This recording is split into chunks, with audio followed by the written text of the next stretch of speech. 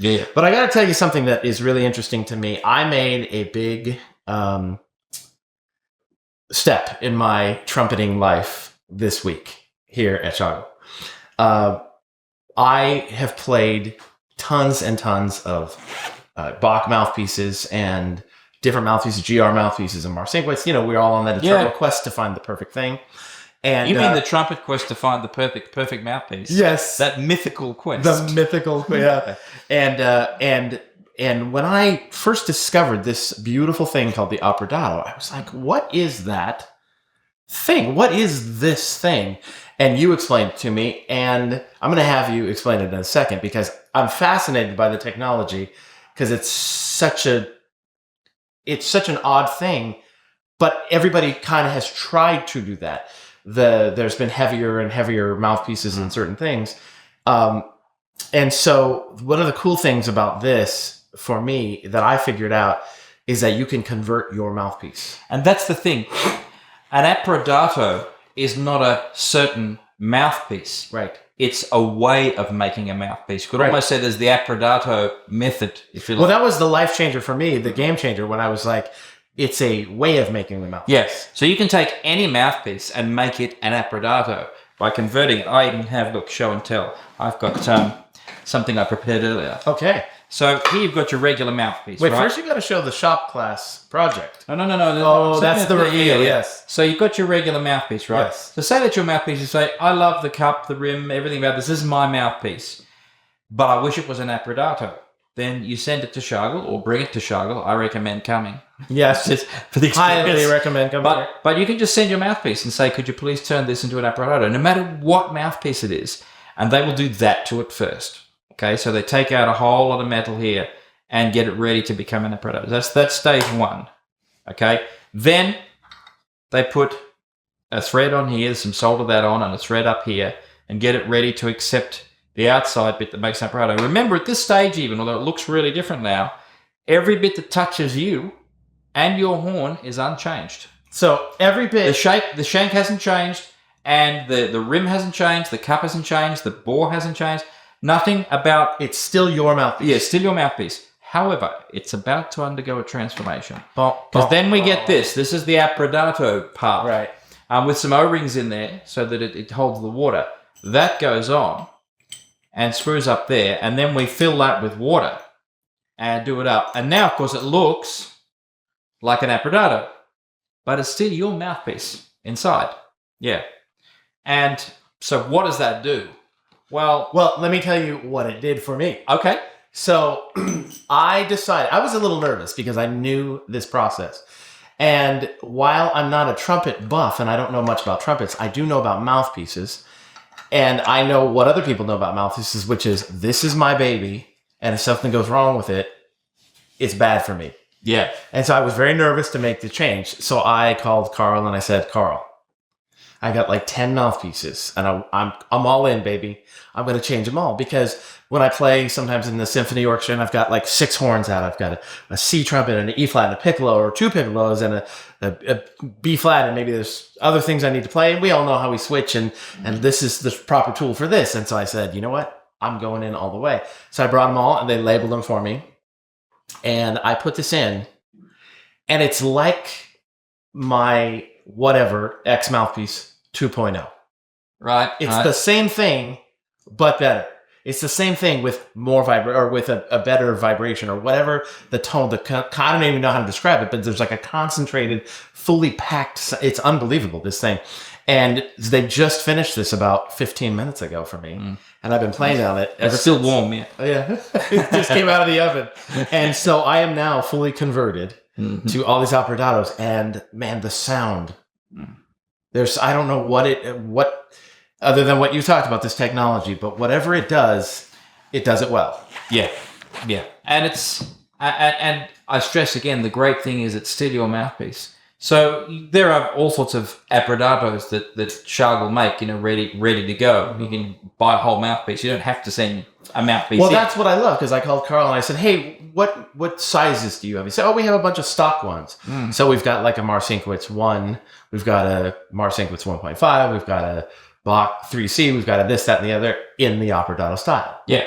And I was like, mind blown. Yeah. And now I have my own stuff. Yeah. It's my stuff. Yeah. 2.0. So if you play a regular like mouthpiece that is quite common, they may already have it as an Apredato. You don't even need to send yours in. But you can have some weird one-off thing that you've created or someone's created for you that you've messed with to get just right and have that turned into an Apredato. Right. It's great. So we keep saying into an Apredato. So what is it actually doing? You've seen what it is. It's this casing around the mouthpiece once it's thinned out. And it's filled with water. There's why is it filled? Why did Robert fill a mouthpiece with water? So that if you get stuck in the desert with your trumpet, you're the one with the drink. No, it's there's a whole lot going on behind it. But one of the main things is there's a whole lot going on here with the Apredato. But one of the main things to be aware of here is that people have been trying for some years now to deal with one of the aspects of your regular mouthpiece, which is it vibrates. Now, your bell vibrates too, but that's a good thing mostly. Right. You want to control that. But vibration at this end of the horn, right up here, is not helping. It's not adding to the sound. Yeah, so you're vibrating the air column with your buzz. That causes the mouthpiece itself to vibrate. At this point, you really just want the air to vibrate. Any vibration going into the mouthpiece is kind of wasted energy. Right. As opposed to later on in the horn when it rings, that's helping the sound. This is just taking some vibrations away from the air. So you'll get different manufacturers have tried, and people will recognize there are mouthpieces you can get. I'm going to stop that flying. There are mouthpieces you can get that look a lot like an Apredato. They're big and chunky, and there's a lot of metal in them. And they're very heavy. Well, that's what I was saying. It seems like people have been trying to do this. Yeah. And one of the thoughts behind that really heavy mouthpiece is to stop it from vibrating, to make it solid, so that the air vibrates, not the mouthpiece. And to some extent, that works. And this looks like it's solid because, as we've just seen, it's not. Now, it works to some extent, but if you think about this like a soundproof room, like a studio, what's going to work better? Big, thick walls or two walls with a cavity between them? You've got to have the space. We all know that every soundproof room in the world, every professional studio, there's two walls with a cavity is much better than a big wall. So making a big wall around here will help. Thick walls don't let through as much sound as thin walls, but having two separate walls with a space in between, that really helps with stopping the vibrations going anywhere, right? Now, you still need to damp it, but if you damp it with solid metal, you're going to send the vibration to the outside of the mouthpiece. So by filling it with water, This is a significant amount of water. If you see this cup with the... I mean, you're not going to live on it that long. So having this water jacket around the mouthpiece not only helps in the sort of the soundproofing, if we can call it that, like stopping the vibrations, but water itself as an element has another property to it that's that affects what's going on here. And all I know is how my introduction to the Apredato was kind of funny and embarrassing, but I'll tell it. I've told it before. Is it arrived? I hadn't actually heard the whole spiel about it. So I didn't know that it had water in it when I first tried one. One got sent to me from Schagerl in the mail. And being male, I didn't read the instructions or anything. Of course, I said, I know what to do with this. Put it in the horn. I played it. It was great. It had water in it. Okay. But it undoes, so you can change the water and top it up and all that if it evaporates and so on. I didn't realize that in taking my mouthpiece out, I'd undone it a little bit. And so it wasn't quite sealed. It was fine here, but once you got up to altitude in a plane, I flew to Europe. And with the air pressure difference, the water all came out. It was empty. I didn't know, because I didn't even know it had water in it in the first place. So I just thought it was a cool mouthpiece, And this looks good. And it made a little difference, but not too much. This is an interesting thing. When I first played it, I went, oh yeah, maybe. But there's always that thing, if I've got a new mouthpiece, so you're expecting it to be different. There's that placebo effect, right? So I was, just playing it. I got here and I had a concert. I played it at Porgy and Bess in Vienna. And my horn wasn't right. Something was wrong. It just wasn't quite as punchy. It just was like a little bit, dull. Yeah. And I'm thinking, it's got a dent in it somewhere from the traveling. If you get a dent in your horn and then you go, it's not quite right. Couldn't find any dents. I thought maybe a piece of something out of the case, has gotten up the horn while I'm traveling and it's blocking it. Couldn't see anything. So I came to Schagerl. I saw Robert and I said, there's something wrong with my trumpet. They cleaned it out. They looked at this notice. There's nothing wrong with the trumpet. And then Robert grabbed my Apredato. I'll never forget. And he went, there's no water in your Apredato. And I went, there's no what in my what? And he said, yeah. And I said, really? And then there was me then finding out. He said, yeah, it's empty. And of course, we felt the case then, and it was wet. Right. Still, from the water coming out. So he filled it up, put it back, he said, try that. And I went, boom, my horn's fixed. Right. What's great about this, apart from the fact that I look like an idiot, but is that's a double-blind trial. Like, I didn't know what it was supposed to do. Right. And I also didn't know that it wasn't doing it anymore. Like, they didn't tell me, look, we've changed something. It shouldn't be as good now. And you go, yeah, it's not. Again, you could think that. Right. I didn't know. I expected it to be fine, and I could feel it. And I went, there's something wrong with my horn. So that's a very real test of what that's making some kind of difference. That was enough of a difference for me to come here to the factory and say, fix my instrument. Right. All they needed to do was put water in the Apredato. And it fixed your horn. And it fixed my horn. But it is quite a unique thing. Well, I'll tell you, this has been a game changer for me. I've been playing these Apredatos for a little bit. I was given as a gift by my dear friend Jürgen from Big Band Liechtenstein when I was a guest over there several years ago. He said, what size mouthpiece do you play? And I didn't know, but he was planning on giving me a gift. So he called Carl and he got me a 3C. And I was like, what is this? This is crazy. And I have a good friend named Brian Davies in New York who is a Schagerl artist as well, and he plays an Apredato. So I had always seen him, but I had never played one.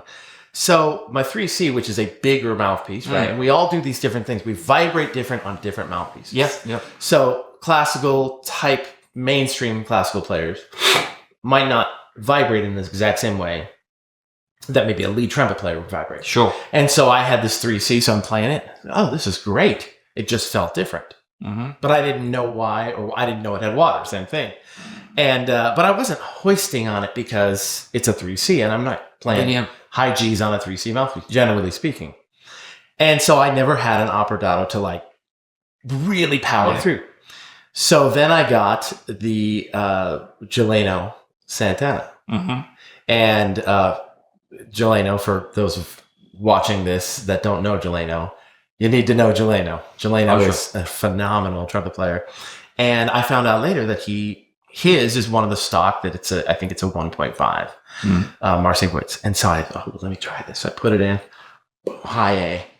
Holy cow! And now I can feel the difference. Yeah. And I go, wow. So for classical players, C trumpet, E flat trumpet, I played that first. Wow, this is bigger, deeper, darker. It vibrates in a different kind of way. But that's all I had for about 2 years. Yeah. Well, the thing is, because we're talking about vibration here, the harder you play, the more difference the Apredato is going to make. Because you're creating more energy in the mouthpiece. The structure of the mouthpiece is going to then come into play more. I guess theoretically, if you play gently enough, it almost doesn't matter what the mouthpiece is. Right. You know what I mean? But the harder you play, the more difference and the Apredato part comes into play. I don't know if physics-wise this is true, but it feels to me, just on a human level, like the vibrations are focused better. Yeah. The physics would back that up. The vibrations that you're creating. Because remember, all of the movement comes from you. There's no movement in a trumpet on its own. Right? You start moving the air, and then you buzz, you make the air vibrate. And put a wave in the air. So all that's coming from you. When you put that into the mouthpiece, does it go down the lead pipe and through the horn to make the horn vibrate and to make the sound amplify? Or does some of it go into the metal of the mouthpiece and cause the air out here to vibrate gently, which is energy that's not going through there? So that feeling you're getting, that impression of, wow, it's going like this, is actually backed up by the physics. Yeah, if you don't take some away, it had to go somewhere.